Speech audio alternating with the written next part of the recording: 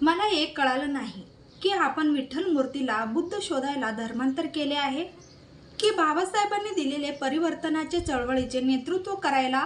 कारण पंढरीचा पांडुरंग जगण्या मरण्याच्या लढाईला निरांजली देऊन भक्तिनादात हरवून जायला सांगतो आणि लेण्यांमधील दगडांमध्ये कोरलेला बुद्ध हा दगड झालेल्या मनाचा आरसा दाखवतोय.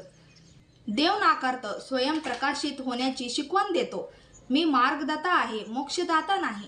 म्हणजेच मला कुणीही मोक्षदाता समजू नये, देव मानू नये. म्हणजेच बुद्ध कुणीही होऊ शकतो, बुद्धत्व कुणालाही प्राप्त होऊ शकते.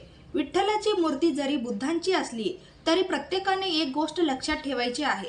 पंढरीतला बुद्ध हा विष्णूचा अवतार बनवत त्यांनी पांडुरंग केला.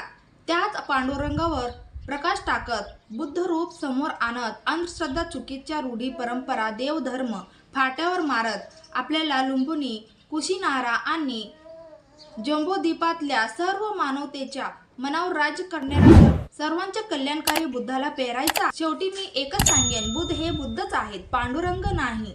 व्हिडिओ आवडल्यास लाईक अँड शेअर नक्की करा.